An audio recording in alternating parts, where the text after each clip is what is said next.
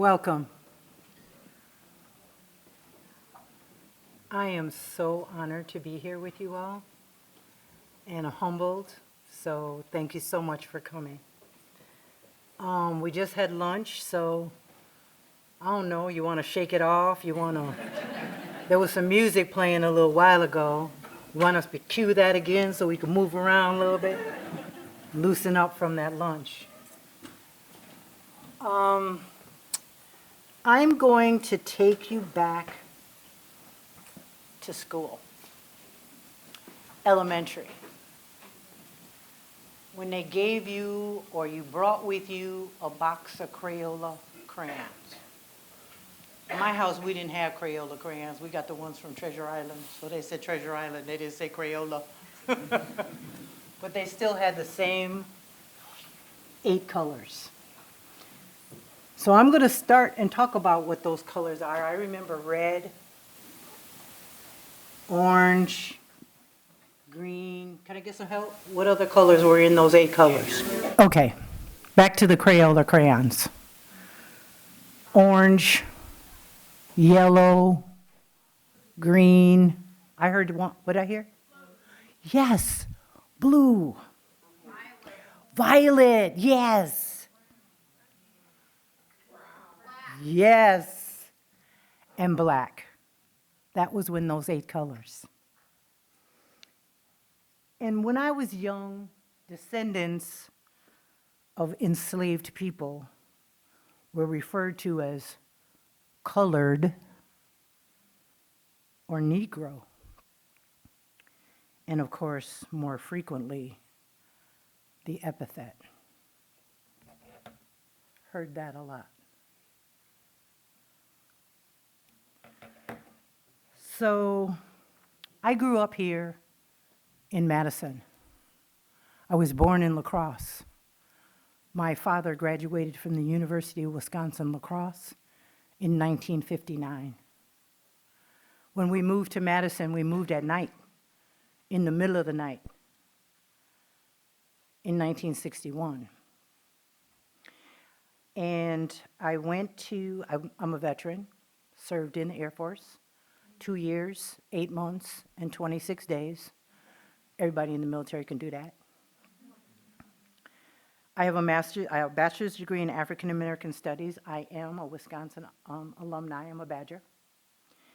And then I did a master's program at Edgewood College.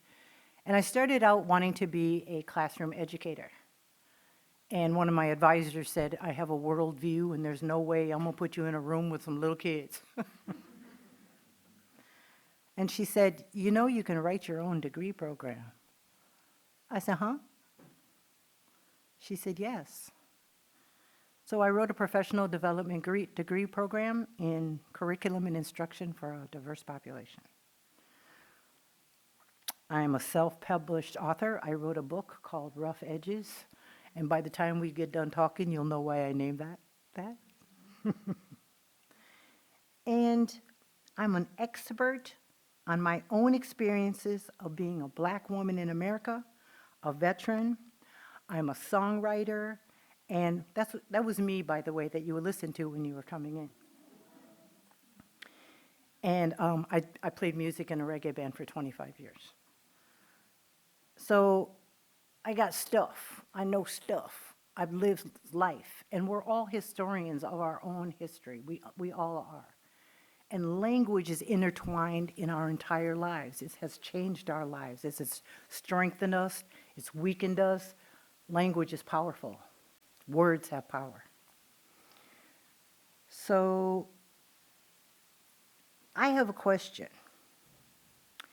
This young man said to me one time, he said, well, you're a colored girl.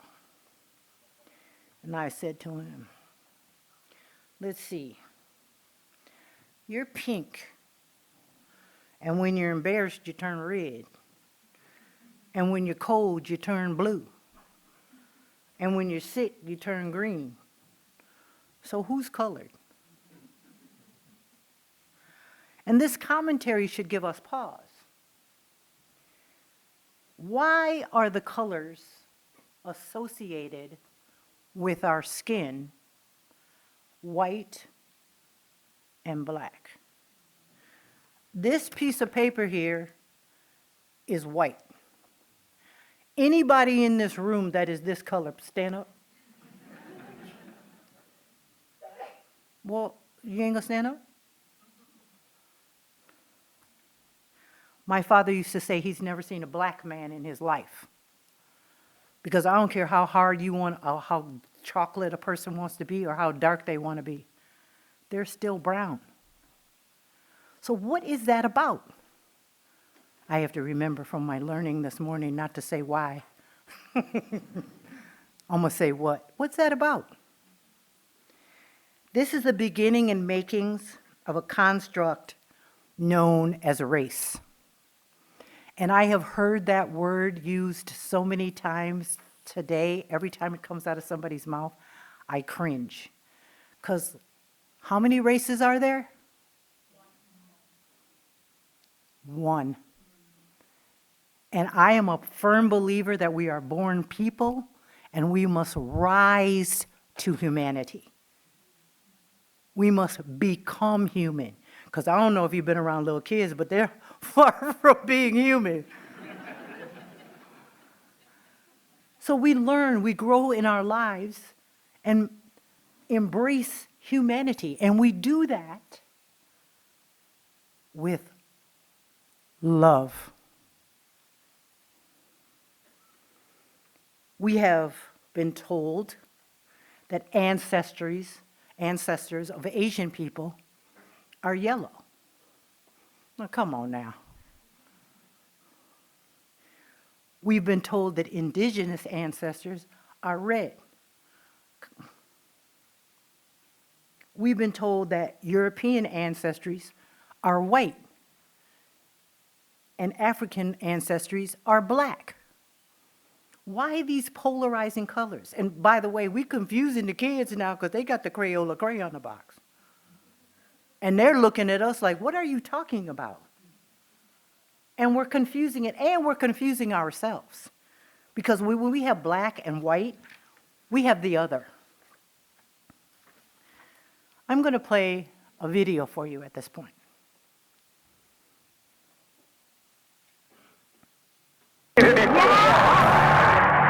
I want every white person in this room who would be happy to be treated as this society in general treats our citizens, our black citizens. If you, as a white person, would be happy to receive the same treatment that our black citizens do in this society, please stand. You didn't understand the directions. If you white folks want to be treated the way blacks are in this society, stand. Nobody's standing here. That says very plainly that you know what's happening. You know you don't want it for you. I want to know why you're so willing to accept it or to allow it to happen for others.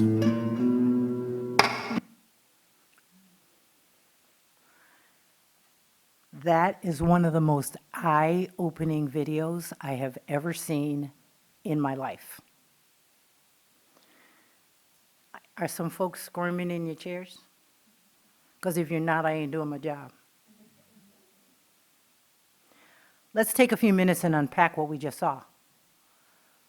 I enlist anyone in the audience to speak up and tell me what they thought they just saw or just their own thoughts on what was seen just now.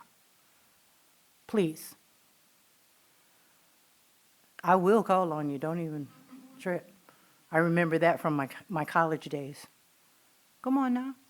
What did you just see? A room full of white people not wanting to stand up and the experiences of what it would be like to be black in America. Why do you think they didn't stand up? Want me to answer that? Please. Okay. You're the boldest one in the room so far. Of course I am, you know. I ain't mad. Because they don't want the experiences of what we would deem as racism and the experiences of what it means to struggle. They also know that it's true, that people aren't treated differently because of the color of their skin or because of their experiences. They acknowledge that they might be admitting to themselves that they're part of the problem.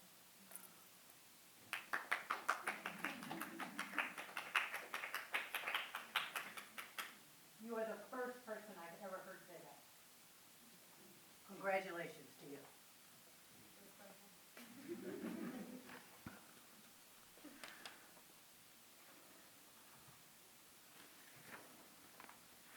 Before we continue with our conversation, I'm going to beg you all to make a pact with me and with each other.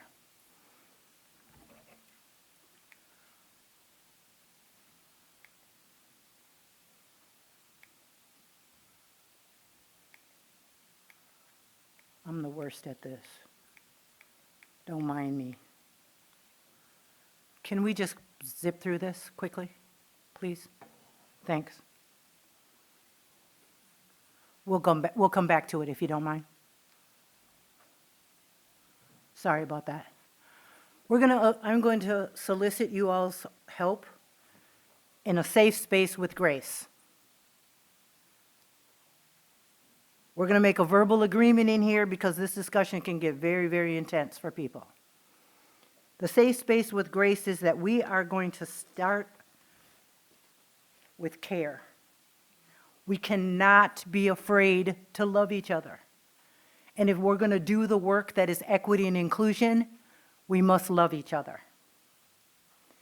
We're going to speak our minds deliberately and with grace. We're going to hear with grace. We're going to respect each other. Think with grace. Alternative perspectives is a powerful problem-solving tool. We cannot do this alone. We need each other. And we're going to judge with grace, because we all judge. I'm the worst. I judge all day, every day, myself, other people. But we have to realize that when we judge, we must be mindful of what we are judging, how we are judging.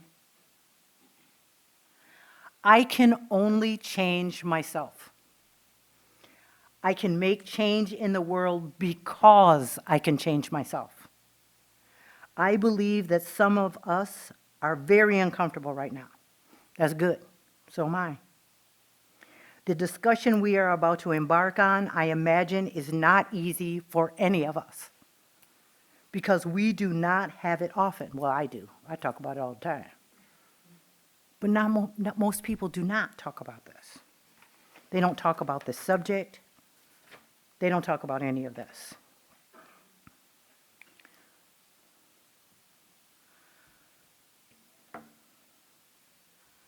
There are many things that we're going to talk about today. I believe with all my heart that we have lost sight of the goal of diversity. We throw that word around, diversity, diversity. Here's a truth. And this ain't my truth, this is a truth.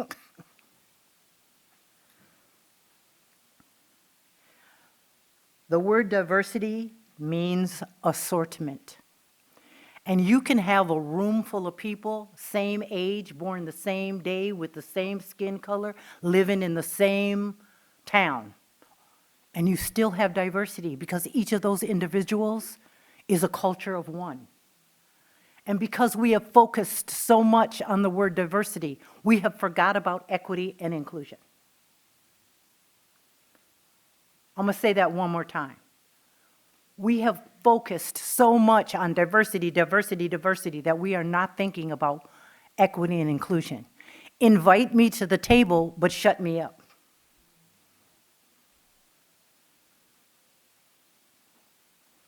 Or don't invite me to the table. We have this word diversity because at one point, European males ran everything. Certain citizens weren't allowed to decide what happens in their society.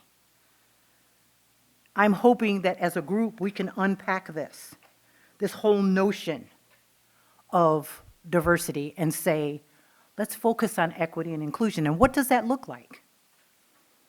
And the words that we use, because we say diversity, diversity, diversity all the time, we got folks trying to dismantle the process, right? We need to start talking about what is equity and inclusion and how do we achieve that.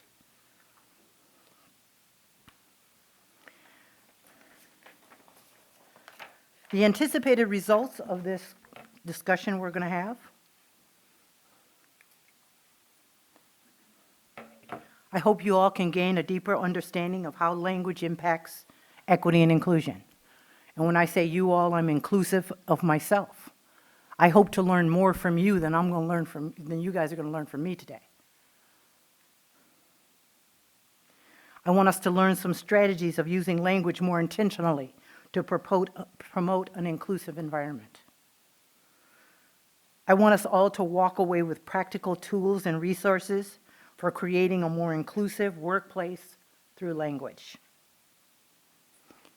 Would anybody like to add a goal? Anything somebody want to get out of here? Please. Get the room changed? Yes, please. I came into the room, I'm already different than I was before because all of y'all standing there looking at me. And we're all in here together. Anything else anybody would like to gain, please?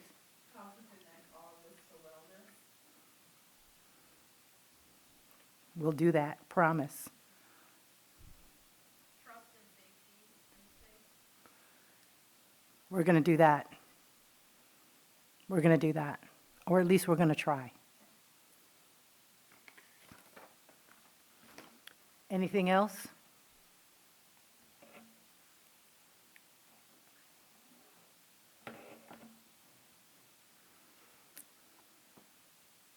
Why?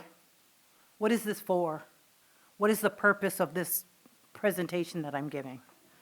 Because language and organizational culture are important. Can we agree that language has a significant impact on an organizational culture as it shapes the way people communicate, interact, and perceive the work environment? Can we agree on that?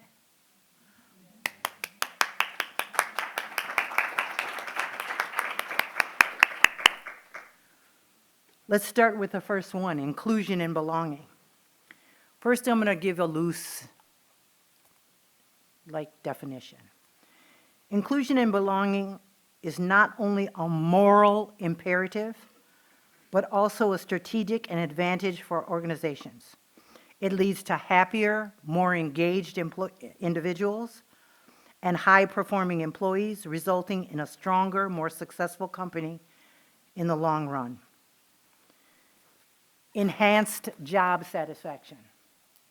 Because I feel like I'm part of the group. And I'm going to just offer a suggestion. When we're hiring, please don't tell folks you want them to be part of your family. Because I don't know about y'all, but mine is dysfunctional. From long time. We're a team. We're going to build something as a team.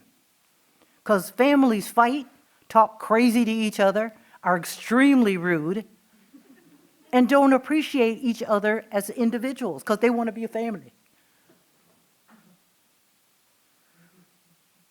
It improves performance because what I do matters. I'm part of this whole thing. Increased engagement. I ain't coming to your parties if you're going to treat me like they do at the family party. We get together at Thanksgiving, there's a fight. Somebody's going to fight, if it's verbal or otherwise. But when we're in a team, those expectations don't happen. So that's why we have to think about the language we're using. I interviewed many places that said, we're like a family here. And what is my response? Oh, yeah, I want to be part of your family. In the back of my mind, I'm saying, not. But you say what you had to say to get the job. And then when you get there, you get to pick and choose those team members and behave in a team, manner. But it's held against you if you don't act like you're part of the family. And I don't know, I do different stuff in my house. My folks do different stuff. Cultures are different. Cultural observances are different. So the expectation that when I come and work here, I got to be part of your family? No, I don't want that. But that's the kind of words that we use. That's the kind of thing that we do, and that's the expectation we have, whether we realize it or not. Because we said that in the interview, so it must be something we expect from folks. It reduces turnover when I feel like I belong, when I'm part of the group, part of the team. And you don't have to play team sports to understand what it is to be on a team. I call it back-to-back. Because if everybody's back-to-back, whose back ain't covered? We're all covered. And that's what we do on a team. We cover each other's back. Positive organizational cultures. Because you don't have to be part of my family, but I still got your back. I'm going to support you. I'm going to use my professionalism to help you when you need help. How many times do you go to a person and say, who should I ask about so-and-so? And they say, oh, well, ask so-and-so. She's really nice, or he's really nice, or they're really nice. Do I care if they're nice or not? I do not care. I have a question about my job. Are they proficient? Can they answer that question for me and get me from A to B? 'Cause when people say, oh, you're so nice, I'm like, no. That's a pedestal too far to fall. I'm nice as long as I'm grinning in your face. You irk me because I have an irker that irks. You irk my irker, and you're going to find out ain't nothing nice about me at all. Or that's what you're going to think, because I'm going to offer you some feedback that's going to make you uncomfortable. So niceness doesn't have anything to do with the job. And an expectation that somebody's nice, if you are grinning in my face and in the back of your mind, you thinking all kinds of stuff about me, I don't want that. Values and norms. These are important for several reasons. If the normal at a workplace is yelling and screaming, and believe me, I have worked at places like that where people don't have a problem stepping to you and yelling at you. That's not conducive. That's not a good value or a norm to have. I have worked places where people have no problem putting their hands on me. No problem touching me. And my dreadlocks, oh Lord. All up in my hair. This one I love. Can I touch your hair? Okay, why are you reaching? I didn't say yes, and I ain't gonna. I'm not gonna say that's okay. And by the way, for folks that don't know, that is so weird. To want to touch somebody's hair. My birthday is this week. I don't have any problem telling you I'm going to be 65 years old on Thursday.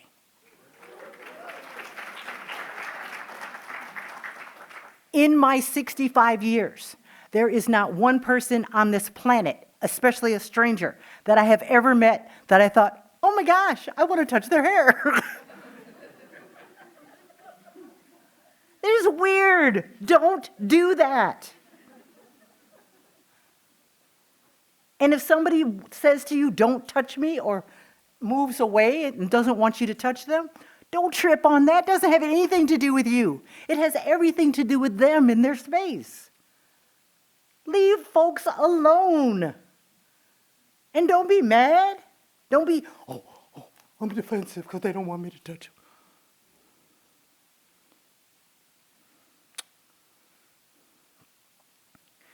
Team and cohesiveness, decision-making. All of these things are strengthened by strong values, strong norms, right? And strong values and norms doesn't have anything to do with violating other human beings, other people. Psychological safety. This is a concept, is crucial for creating inclusive environments. The first time I heard this word, I was in DE&I at the workplace training at Cornell. And they gave us a definition: comfortable and confident in expressing their thoughts, ideas, and opinions without fear of negative consequences. In my 65 years, my first job, I was 14 years old. I have never experienced psychological safety in my life until today, because I ain't scared of y'all. Y'all can't do nothing to me except for tell them don't invite her back again. This is the first time I have ever felt confident in saying exactly what I think and how I feel without reprisal. The idea of brown folks or LGBTQ bringing their authentic self to work. Now think about that. Do you want folks to bring their authentic self to work? And if they do, can you handle it? I worked at a job one time where they had a complaint. They complained to my supervisor. They said when she talks, she got her hand on her hip and she's always doing her neck like that. I promise you, I ain't in jail. I ain't never hit nobody or beat up nobody or body slammed nobody on a job in my life. But people feel away because I do my neck like this and I got my hand on my hip. I call that tripping. Y'all tripping.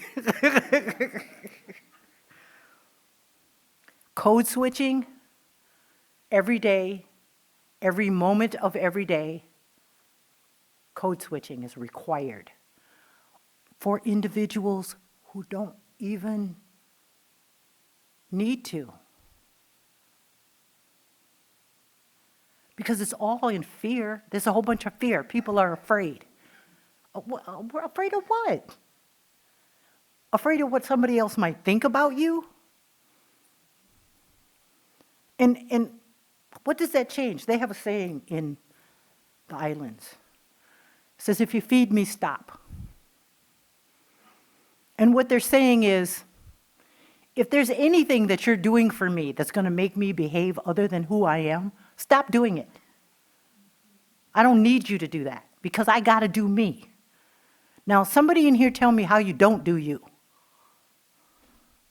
Because there's so many different facets to each individual. Sometimes I'm nice, sometimes I'm not. Sometimes I behave like a truck driver, and I'm talking about what comes out of my mouth. Not in a professional setting, but that's who I am sometimes. We have to open up our minds and realize that people have to be able to be who they are and not have to code switch. My mother taught me when we were children. I have siblings. And she taught us, when you say to somebody, how are you? Wait. How many times does somebody say, how are you? And when you turn around, they're at the end of the hall. And we use the word, how are you? You don't care, because if you didn't, if you really wanted to know, you'd stand and wait for an answer.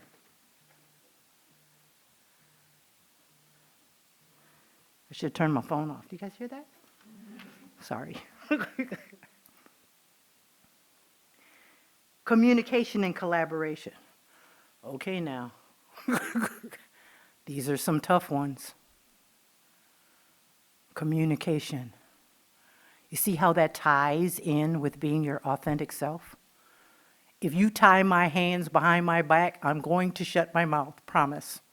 Because I need my hands to talk. And my neck too.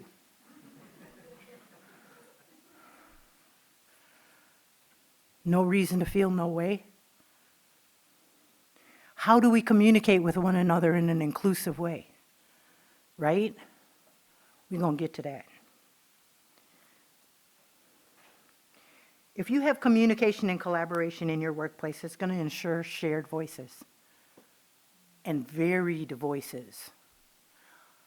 The mindset that the only person that you want to hear is yourself, how far are you going to get with a good idea or a new idea like that? And you can shut people down with the words that come out of your mouth. You can shut people down by interacting with them in a way that's not inclusive.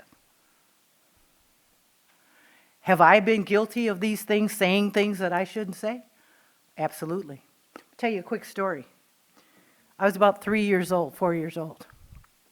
And Sunday dinner in our house was a thing. And I'm pretty sure in many brown homes, Sunday dinner was a thing. And I'm eating Sunday dinner. And my mother used to say when I was a young girl that I I ate one meal a day. And it started when I woke up in the morning and it ended when I went to bed at night. So I'm eating and I'm like, what we gonna have for dinner next Sunday? And my daddy said, you. I went on to eating. Monday morning. Mom, what day is it? Monday, Molinda, what's wrong with you? Just had Sunday. Okay. Tuesday morning. Mom, what day is it? It's Tuesday. And it went on like that all week. Sunday morning. Whoa, what day is it? It's Sunday. Don't eat me. Eat Maurice. He's bigger. My father said he never spoke to us that way again, and it made him start to be very conscious about the words he used to his children. Scared me to, you gonna eat me? Communication is important. The words that we choose are very important. Cultural competency. This is one of my favorite. Because it is the only kind of capital. I'm a capitalist, but that's what I'm a capitalist for, is the cultural kind.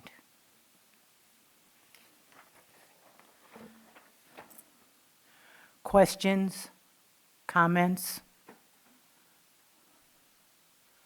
Come on now. I get tired of listening to myself talk. Share. Please?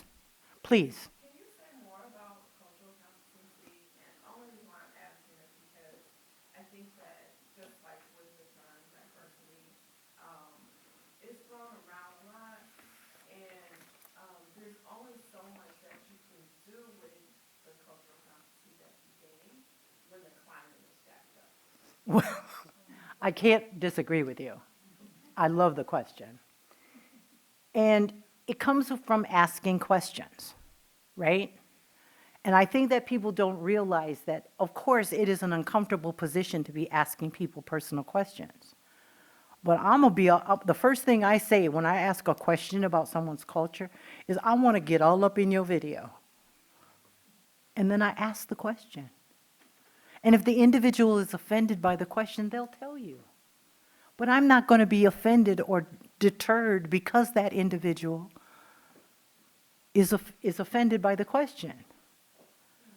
I'm going to go to someone else and ask the question. Because I know very little about other cultures. I know about the culture that they call mainstreaming culture that's been beat into my head forever. But I've also realized over the years that very few people fall into that little box. Right? So cultural competency is just interacting with other, I mean, this is my take. Just interact with other people. Ask questions. And I will. I'm not. Please.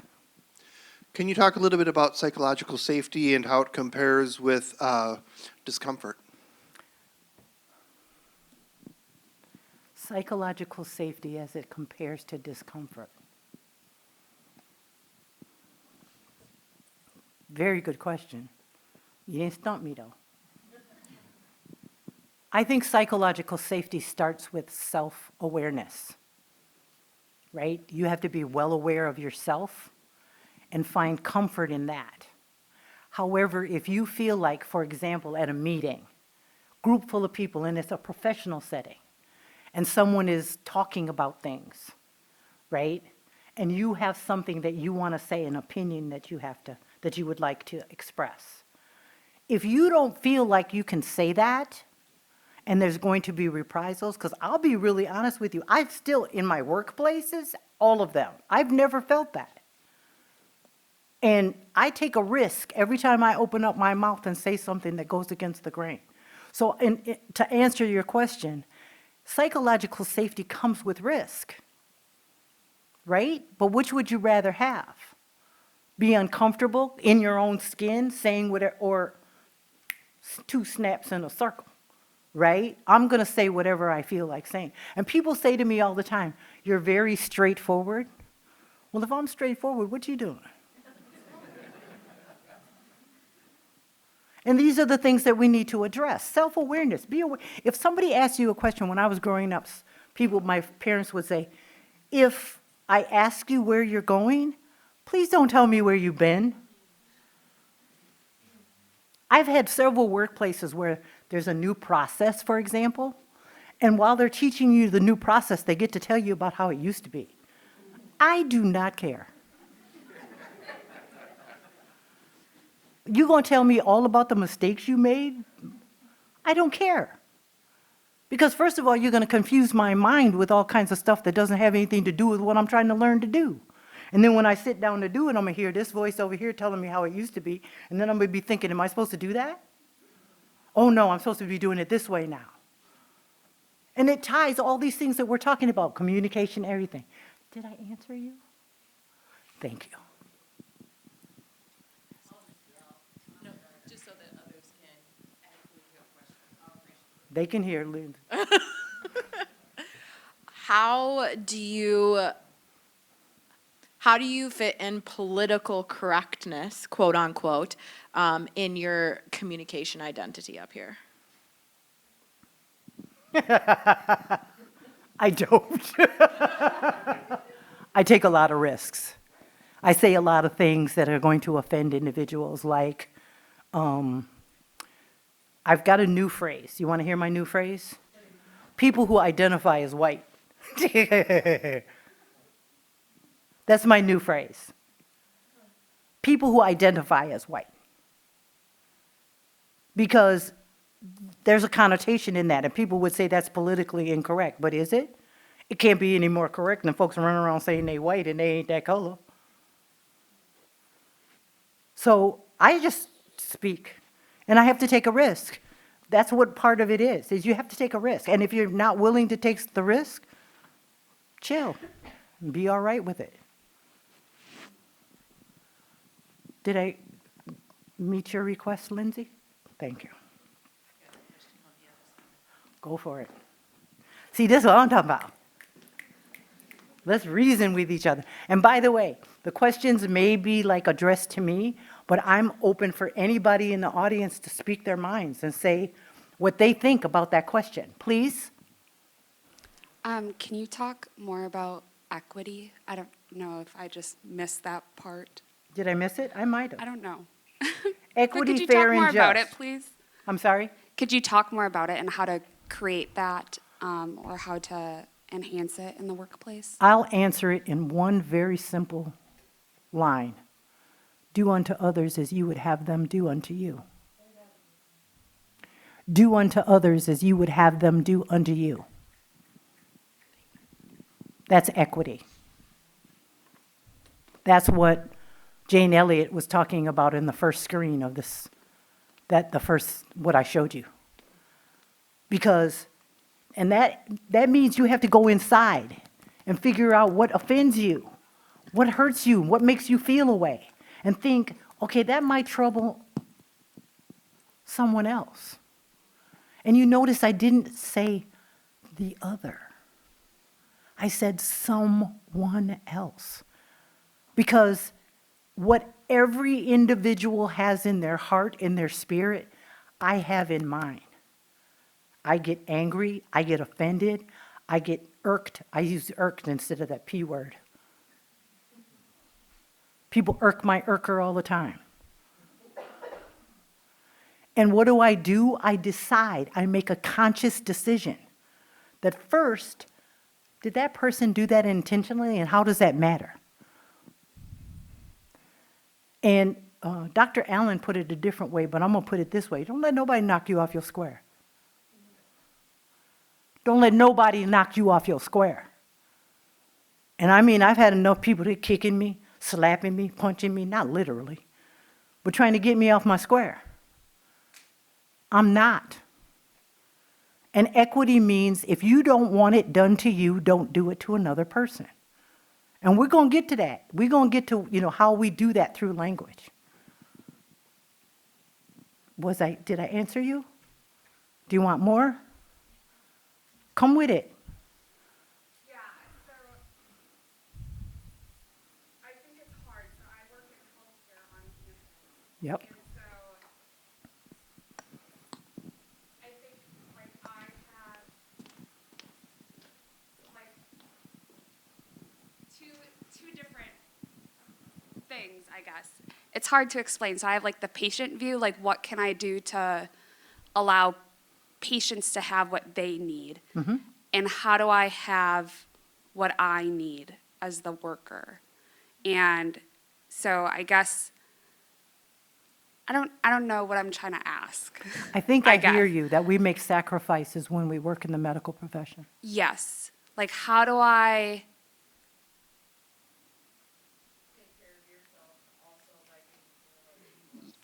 Yes, thank you. That's why I have an iced latte in hand. I think that sometimes we have to consider that we are elevated by the elevation of another individual. Sometimes, like I've had experiences where individuals have spoken to me in my workplace. I don't take care of patients, but I do interact with other people like residents and fellows. And I was talking to some fellows one time, and one of them had asked me a question, and it was a group of individuals. And when I went to answer the question, all I could hear was beep, beep, beep, beep, beep, beep, beep, beep, beep, beep, beep. And just like, how did you ask me a question and you're talking? And I said that. They were so offended by me saying, how am I going to answer your question if you're talking? They complained about me and said, she's rude. I was in a meeting one time, and I couldn't finish a sentence. And finally, I said, can you let me finish the sentence, please? And one of the biggie wiggies called me and wanted to meet with me and said, you know, your coworkers think you're rude. And I'm like, well, if I have to ask people to let me finish a sentence, who's rude? So in many ways, we have to separate ourselves, because first of all, in patient care, people don't feel good. And I don't know about you, when I don't feel good, I'm not very nice. And it's just one of the things we have to do in the medical profession. And I would say that in some ways, you kind of got to step outside of yourself and say, dang, they're just not feeling well. And people say all the time, don't take it personally, but do take it personally. Take it personally to the point where you realize this person doesn't feel good. And the other thing about it, my daughter taught me this. She said, Mom, when I have a really bad day, I go and open my bank account and look at it, right? Because honestly, truly now, we're going to talk about words and truth. Job, exchange of services for money. Did you hear me? A job is an exchange for services for money. Truth, real truth. You're just services in exchange for money. And we in the medical profession especially take an extra leap because you realize that people don't feel good. They're not at their best. And like in general, people we ain't nice. We're not nice to each other. We're rude to each other, just in general. And take care of yourself by realizing that that's not your problem when they act like that. When people mistreat you and carry on away, that's not your problem. They have a problem. And, you know, I learned a really long time. I have 2 children. They're 39 and 40. And I learned a long time ago, you can't change anybody. You can't make anybody behave themselves. But you do have control over yourself. And the part of yourself that you can control is how you internalize those things. Now, I'm speaking to myself as I'm speaking to you, right? Just let's not internalize those things. And it's not easy to do, because sometimes those line crossings are very blatant and very rude. But take care of yourself in knowledge that you are doing the best you can every single day. When I interviewed for my job, I told them, I said, no, I'm going to tell y'all straight up. I don't always have 100% to give. but I promise to give you what I got. And some days that's going to be 2%. And other days it'll be 100. Grace. Charity begins at home and spreads abroad. Give yourself grace. You wouldn't be in the medical profession if you didn't know how to do that. Give it to yourself first. And say to yourself, I have a ritual. I start it out every morning. I love you. And I'm in the mirror. Here's another, affirming. People say to me all the time, how are you? I always say excellent. You know why? I'm not answering their question. It's how I feel about me. Right? More? Excellent. Please. Before I get into my stream of consciousness, it's less of a question than just an observation Please. or a what have you. I wanted to just kind of piggyback on the question that the previous person just asked, using words that are up there. What is your felt level of psychological safety in your workplace? And what level of psychological safety is your department providing for you? Good question. Because the questions that you're asking are questions that I feel like there can be some answers or some insight given to you from within the department. And that's kind of where some of the stuff needs to start. What Molinda is saying is absolutely 100% correct. But as a systems thinker, it's also there's a lot of ownership that's being assumed by the individual for a problem that's being created by the system. And I am not here for that. Yeah, I mentioned words. There's a lot of words up there. There's a lot of words that are being said. There's a lot of words that are starting to try to fit themselves together for me. Political correctness was said earlier. And for some reason, my brain was trying to put political correctness and cultural competence as we've come to practice it together.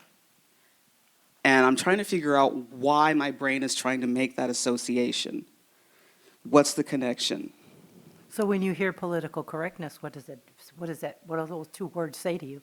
And do you separate it? Is it political and correctness, or do you put them together? Well, I bypass those two words in favor of a couple more. Woke racism, permissive inaction. And when I am immediately drawn back to the video, which every time I see that video, it gives me chills, and I want to look around like, because on the one hand, you have white people that acknowledge that their treatment, white people, of black people is a problem, that they're not willing to swap, they're not willing to experience, but then you're in a space where same said white people do not stand to take action against it. So I'm going to speak to that really quickly. I cannot tell you the number of circumstances where I was mistreated and folks just sat there, they didn't say anything. I was in a class on the university campus, and one of my TAs had a personal experience with lynching. Like her grandfather had been like hung from a tree, lynched. And she was showing us all these incredible pictures of it. And the room was about this size, and it was full. So we're talking 300 people in the room. And I think I'm pretty good at facilitating conversation. So I said some things to try to invoke some conversation. It was quiet. As my mother would say, you could have heard a mouse pee on cotton. It was quiet. Well, that kind of started to irk my irker. So I spoke up and I said, all of you folks in the room, ain't none of y'all got nothing to say? Because, of course, as we all know on this campus, it's a predominantly white predominantly palm-colored campus. So, didn't nobody say nothing. So I'm like, so you've looked at these pictures, you've seen this, you don't have anything to say? And there was a mature adult in the room, and she stood up and she said, well, we don't know what to say. Well, you know, that made me madder. Because what I said out of my mouth is, so they come in this room, drag me out, take me out to the Memorial Union, in front of the Memorial Union, find the tallest tree, and bring down a noose, put it around my neck, and y'all wouldn't know what to say. Please do not stand by. Martin Luther King said it, I'm going to paraphrase. Individuals who perpetrate are dangerous, but who's more dangerous? The person who stands there and doesn't say anything. Because you're condoning the behavior. Condemn it verbally. And if you don't, what you scared of? What's going to happen to you if you open your mouth? Don't you think it is worse if you don't say anything? Say something. And if you don't know what to say, I'm a little confused about what I just saw. What did I just see? You notice I didn't say why. How did that happen? You can go to the person that you think is being victimized and say, I beg your pardon. I'm going to step in here. I guarantee you, very few people will tell you not to, especially persons of color. They're probably standing there with their mouth open and go, because you did step in. Please, I'm begging y'all, say something. And if you don't take anything out of this meeting than this, what I'm about to say, I want you to hear me in your head when you're standing by. I'm in front of an elevator. I'm getting ready to go to a doctor's appointment, and I have left a meeting. This happened on the university campus here in the last 5 years. I'm standing in front of the elevator, and I'm getting ready to leave, and I had left the meeting, and the meeting had broke out. People had left the meeting, and I'm standing in front of the elevator. One of my coworkers, and when I say coworker, I know this individual simply because it's once a month meeting that we have it together. And this person walks up to me, grabs the lapel of my jacket, tugs it, and says, where are you going? Now, I offered a reprieve. I offered a way out. I said, excuse me? The person repeated the action. Can somebody in this room please tell me what was wrong with all of that? Or what was right about it? Who's speaking? I can't see you. Nothing was right about it, like just the audacity to feel like you can easily. Just the audacity of feeling like that person feeling like they could touch you. If it's on my body, that's me. So if you're grabbing my coat, my lapel, anything, like, it's a trigger. It's a trigger. Nothing was right. And then you're going to ask a grown woman where they're going? Now, did I have to code switch? You're asserting a position of authority over someone else for no reason. Absolutely. They have a name for her now, her or him now. They call them Karen, don't they? What's up? So I waited a few weeks because they say, I learned when I was young, never eat rice when it's hot. So I couldn't say anything right then because I'd have been fired. Well, what was going to come out of my mouth. And I was within my rights to do so. But I wrote an email. And I said that was a very racially charged circumstance. The person wrote me back, I tugged on your coat because I think it's cute. And I asked you where you were going to make conversation. Now, the part about this that I skipped was there were 25 people standing in front of the elevator when this happened.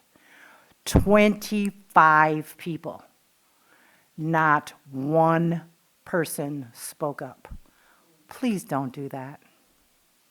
I beg you not to do that.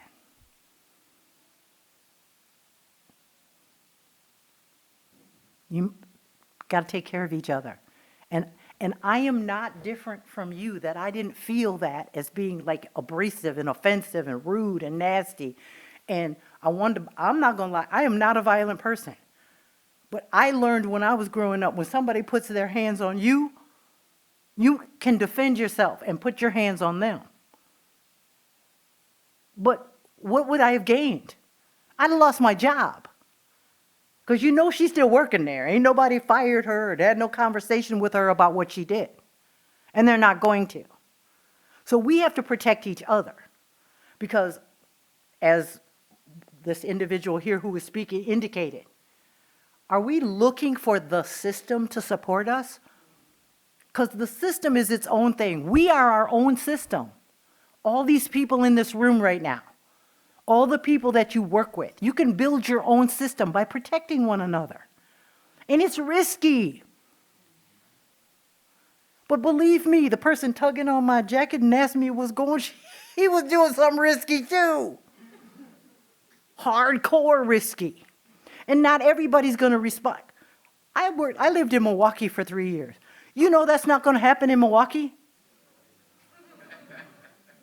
That is not going to happen in Milwaukee. You hear me? Because, boom.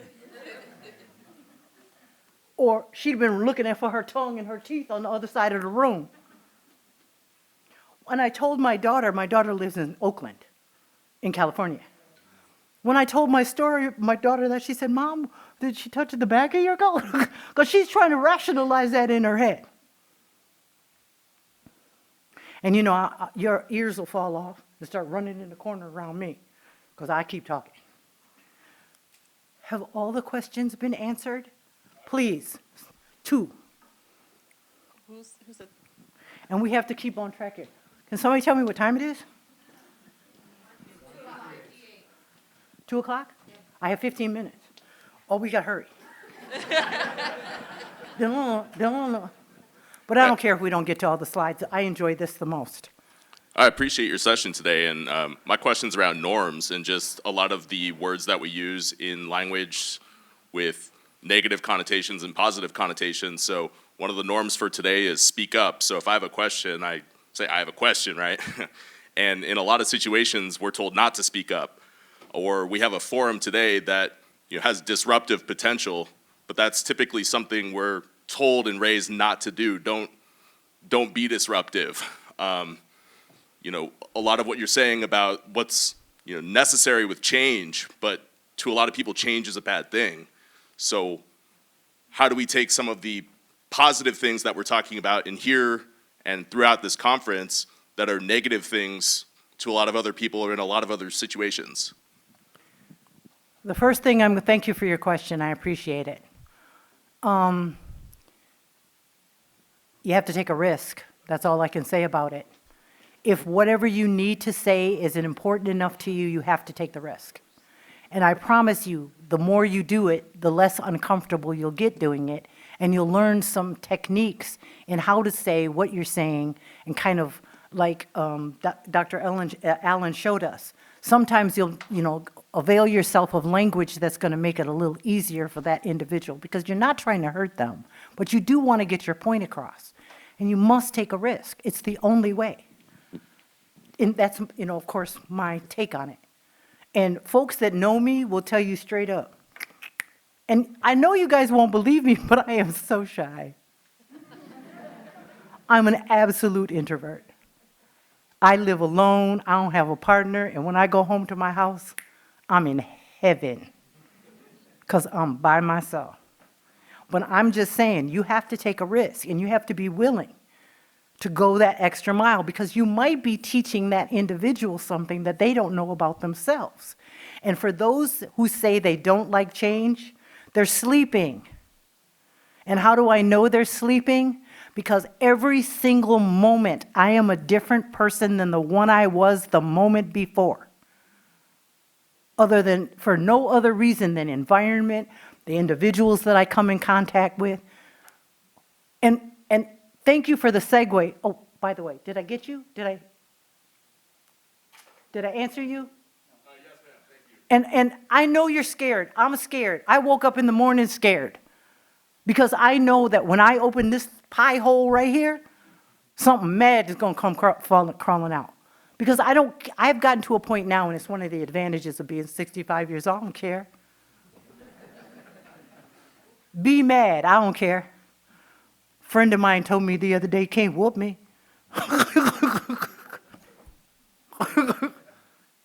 And it's a hard commentary to say that I am always in fighting mode. I'm always in survival mode. I have to be. But my concern is not just about my survival. It's about the survival of us as individuals. And individualism is what I stand on. I love every person in this room. And I'm not joking. People who know you, really know me, will tell you I mean that. I love every person in this room. Do I like you? Probably not.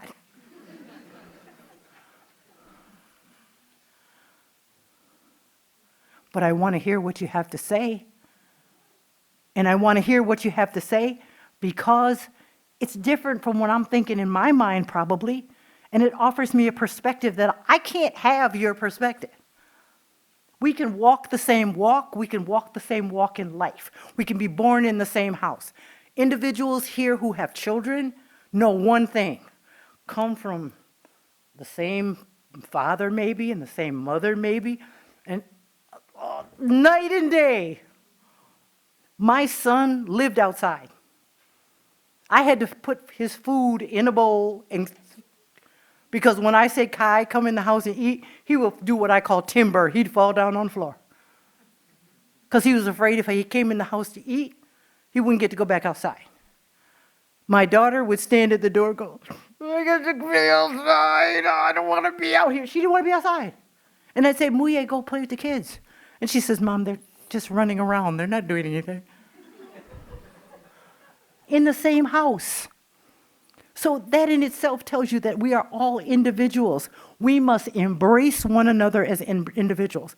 And I know I don't have a lot of time left. So let's get to the words that make you want to go, This is going to be my favorite part.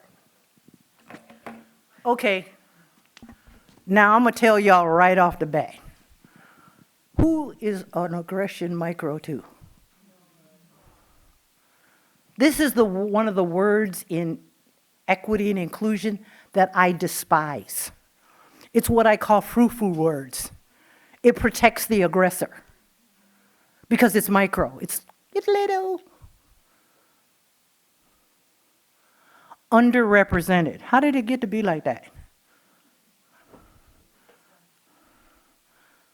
Systematically oppressed peoples, not underrepresented. These are the kind of words that let the individuals who are perpetrating off the hook. And if y'all don't know anything about me right now, I ain't letting nobody off the hook. And I don't want to be left off the hook either. Call me in when I'm doing something I don't have any business. Call me in if I offend you. You notice I didn't say call me out.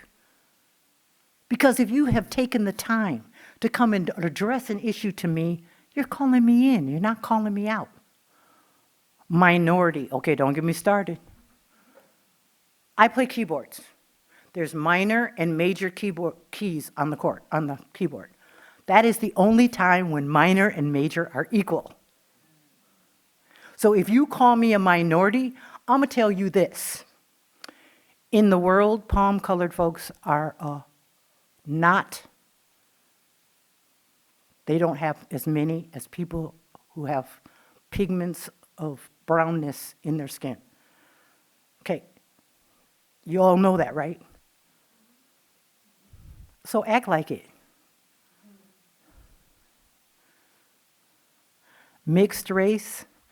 We asked this question before. How many races are there again? What's a mixed race? And why do we even use that word?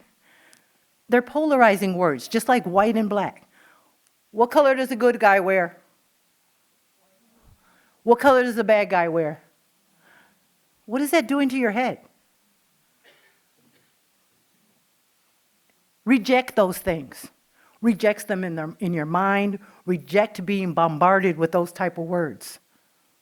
Racism. Racism is merely a construct, another word, based on a construct. Do not ill-treat anyone on the planet. Do unto others as you would have them do unto you. Do not ill-treat another individual. That's why I open this with love. You must love each other. We must. We love our dogs, or we say we do. Well, I'm going to tell y'all straight up, I take offense with people who say they love their dog and then they run behind it, dragging it with something around its neck. People say, you don't love dogs. I'm like, probably more than you. And these are things that we have learned to do. This is not innate. It is not what we're born to do. These are things that we have learned to do to one another. How many times have you had somebody stand in front of the room and say, I love you all?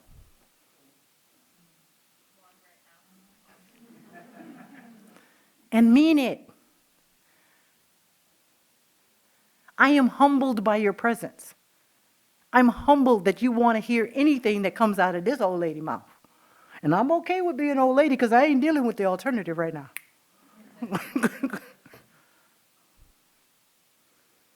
Can you think of some words associated with equity and inclusion that make you want to go, Anyone?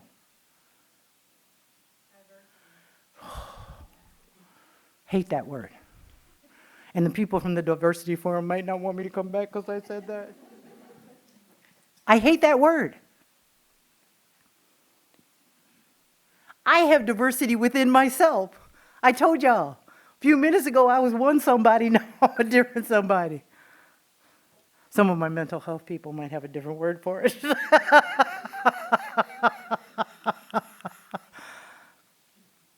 But we have to be different. And we have to be okay with different.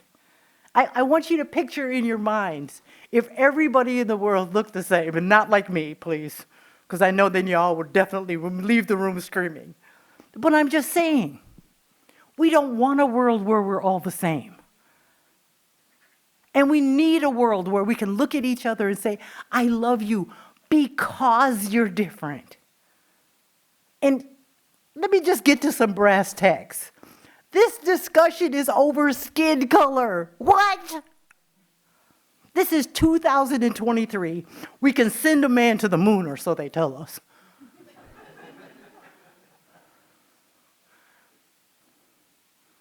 But we can't look at an individual and not judge them. I don't know about you, but the first time I went to the library, I was like 8 in school. And the librarian used to use a phrase in the library. Can somebody help me? Can you stand up and say that one more time? Don't judge a book by its cover. Come on now. You learn that when you're 8. And we're having diversity forums. How does that work? Just like in kindergarten, first week. Tell me some of the things you hear. First week of kindergarten. Oh my goodness. Oh my goodness. Can't say something nice, don't say anything. Oh, no, for real though. Treat others the way you want to be. Yes, ma'am. And here we are, all of us over 18 for show, in a diversity forum, using different ways to say those things. Because that's all we're trying to say today. Keep your hands to yourself. Don't judge a book by its cover. Do unto others as you would have them do unto you. Be kind.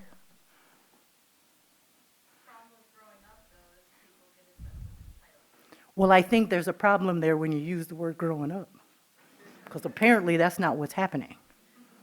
We're growing down. And I agree with you. But all you have to do is, in many ways they call it regression. Regress back to your childhood and remember what you learned. And remember why you learned it.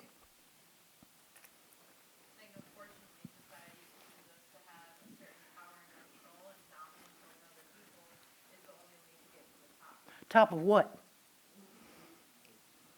I mean, you said it, you used the top of what? I'm gonna tell you what my daddy, what spectrum? Because I don't even know, I'm gonna tell you how you get over that. I am at the top of my spectrum. And I'm gonna just be straight up. In my life, I'm the only person that matters. Do I love y'all? Yes. There isn't a person in this room I wouldn't lay down my life for. True story. Would I stand by and let anybody hurt you? Absolutely not. I was born with my fist ball. My mama used to tell me that. Because I got in trouble in school, and I never got in trouble for fighting for myself. I got in trouble for fighting for other people. Because I would say, bullies especially, you want to bully somebody? Bully somebody who don't mind fighting.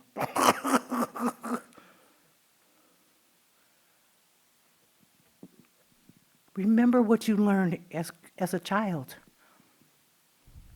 Because what you're talking about, we learn. Because if you watch the youth, they ain't tripping like that. And you said as we grow up, it's because they're, like you said, they're bombarded with that. Don't be part of that. And you can choose. How much time I got? 2 minutes? 3 minutes? Let's try something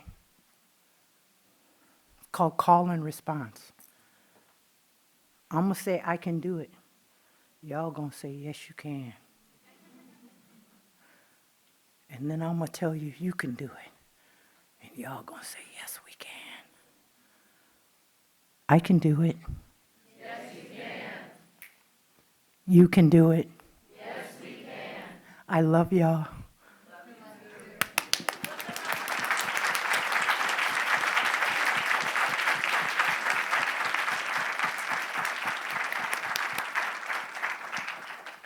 I'm down here. I'll hang out for a little if you want to come chat to me. Please feel free I think I'll give them my email address so that you can email me. Any other questions? Anything anybody else wants to say? Thank you. Oh, one more slide. We missed some, but that's okay. You have to act as if it were possible to radically transform the world. And you have to do it all the time. All the time. Have each other's back now. I'm going to tell you like Granny. Y'all come back now, you hear?